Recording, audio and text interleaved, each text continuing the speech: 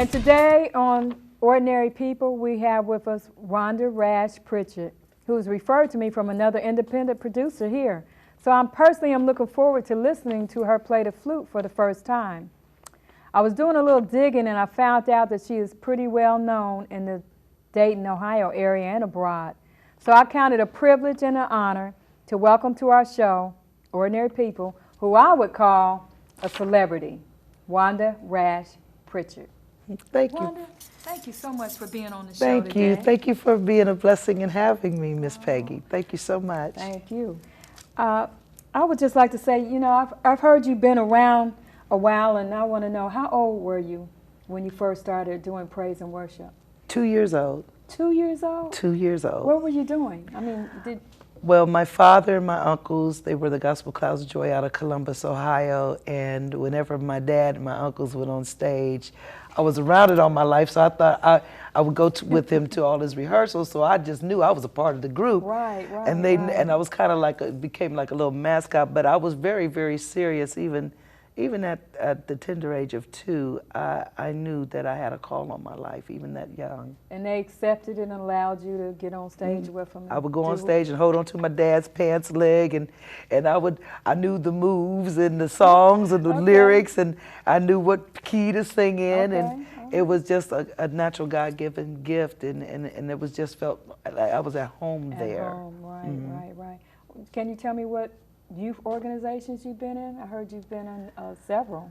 I was, as a child, I was with the Sunshine Beams at Oakley Baptist, Full Baptist Church in Columbus, Ohio, which I attended as a young child. And then I was also a member of the Friendship Baptist Church, a young community, the choir, youth choir in Columbus, Ohio, where I was born and raised. Okay.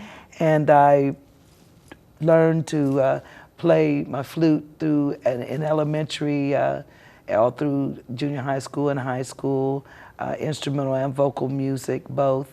So I was active all the time, in and out of church. Is this the only instrument you play? I think you play. No, ma'am. Okay. No, ma'am. What other instruments you play? Pretty much whatever God allows me to touch, and then His anointing touches me, blesses me to get something out of it, and then I'll spend more time with the instrument. I've always been fascinated by different sounds and different instruments, and what their personalities. Each instrument has its own personality.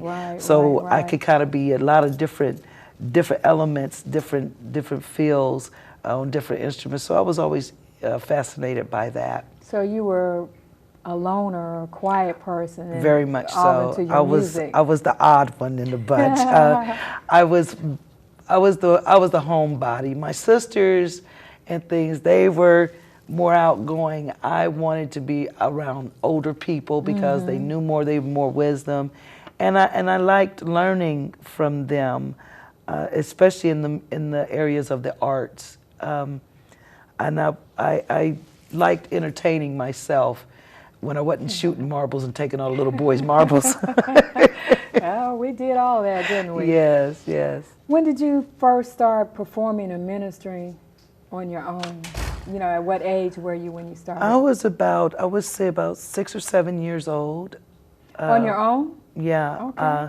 Where I would be asked to do, come and minister in song at maybe the youth services, or we were having youth day at our church, and I would do a solo or something like that. And that's phenomenal to me. You know, I was scared to death. My knees were knocking like drugstore dice, as they would say.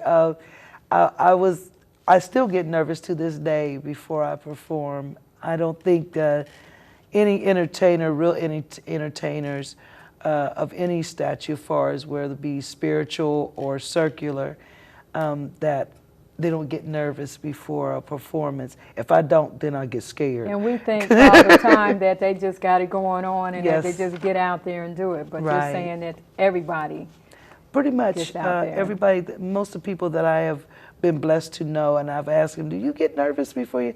And they're like, yeah, of course. Okay, if they admit it. That's good. What gospel groups have you been in as you got older and been in the youth organizations? What groups have you been in? Well, I was with the Joe Mitchell Gospel Singers out of Columbus, Ohio, the late, great Joe Mitchell. I worked with him for many years, and beautiful and awesome men and women of God that I worked with in that organization. I was the youngest in the bunch at that time. Before then, majoring in music at Fort Hays Career Center, performing arts in Columbus, Ohio. I was the youngest female black inductee there. When you say youngest, how old were you? I was 14. 14. And you actually were supposed to be a junior in high school to get in there, so I actually was very blessed, and God showed favor on me at a tender age with that. I also had a gospel group called the Gospel Cherubims, which consisted of Minister of Music Jenny Richards of Columbus, Ohio, and Sharon Harding, and Minister of Music Shay Jenkins. I don't know her married name now, but those were my girls, and we all majored in music at Fort Hays Career Center together. Okay. And we did a lot of engagements for different organizations, different churches for a long time. And then I worked with a lot of other people along the way, Miss Dolores Blakely, and who was an awesome lyric sopranos, who's been singing gospel forever out of Columbus, Ohio, Randolph Seals, different people like that, Emmanuel Calloway. I want to talk to you about, in my digging, I found out and was surprised that you played gospel and secular music at the same time. And back in my day, we're about the same age, that was kind of unheard of. So I want you to tell the audience, what was it like playing gospel and secular, and let them know that, you know, it is possible to do that? Well, it definitely has to be a call on your life, that God gives you the fortitude, the wisdom, the right guidance, spiritual guidance, and you have really got to be really grounded in the Word of God to do that. It is not as easy as some people would think. It is not as hard as some people would think.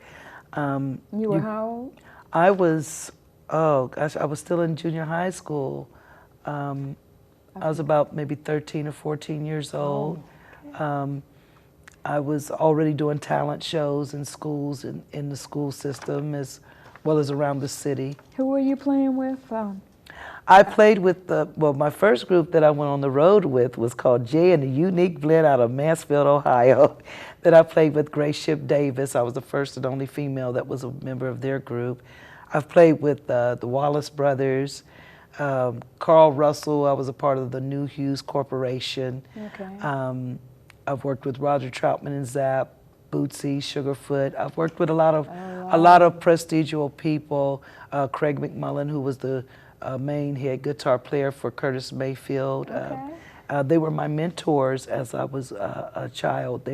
They helped me grow, and my dad taught some of them how to play the guitar, the Buckeye Politicians, the Almond family, the Almond brothers out of Columbus, Ohio. So they're like my big brothers, and so I was really blessed to have so many mentors working with me in that area for me to keep my focus on God as I performed in the world. And my calling was to reach people that would not or won't or haven't been reached out to and drawn to God's church. We have to go out to the highways and byways and talk to people and let them see the love of Jesus on us, not just talk about it, be about it, and to be an example. Sometimes it's better to be the example than to say, or to say, hey, come on, go to my church. You know, they say, oh yeah, okay, all right. But if they see you walking and living in a godly manner, even though you're functioning in the world, you're not of the world, that will draw them quicker. Instead of making them run from God, it'll draw them to Him. Right. Try to be like you. Mm-hmm. And it's not easy. Tell me what you're doing now, and go ahead and tell me what you're doing now. Okay, right now I am working on pulling my recording studio together so that I can be a blessing to some artists people who are really serious about their craft, whether it be spiritual or circular. When you say studio, you're actually... My recording studio, you're yes. getting a recording Bump Your studio. House, Bump Your Head Records, Bump Your Okay, Head Studios is okay, what it's called, okay.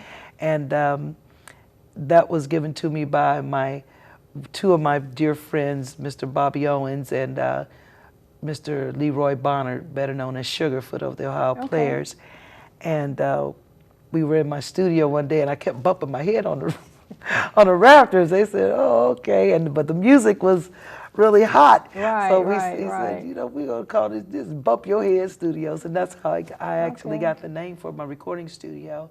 I want to make it feasible financially for those who that do not have a budget or someone putting the money out for them for their project, and they're doing it independently. I want to make it feasible to where they can come and not only get quality sound, but to get quality service. Right. And to have a product, a finished product that is marketable. Right. That's very important to me. You want to tell us how, if anybody wants to get in contact with you to book an event, how would they? You have a phone number or email address? Or something? Yes, I do. I also teach music too, so this is also for them as well. Those that may want to have some artist development or music lessons or vocal lessons. They can reach me, or for any engagements, they can reach me at wandasongbird@yahoo.com, and that's 24/7. You can get me there. And make sure that you let me know what you're contacting me for, and leave a number and a date so I know when you got in touch with me, because I'm not on there every day. I was going to say, if you're like me, I'm not on there every day. I'm not the computer person. I'm just learning. Right. So, so you have a phone number? Yes, they can reach me at any time after 12 noon at 937-277-5344, and that's directly to me. And you can feel free to call me and ask me questions, and I can share with you what the cost and what's available and what's not available, in case, because I do schedule things according to my performances and my engagements when I have to go and minister. Well, what's the name of the next song that you're going to play for us? I can't. Another Soldier Down. Another Soldier Down. We're going to listen to Wanda Rash Pritchett play her flute. Thank you.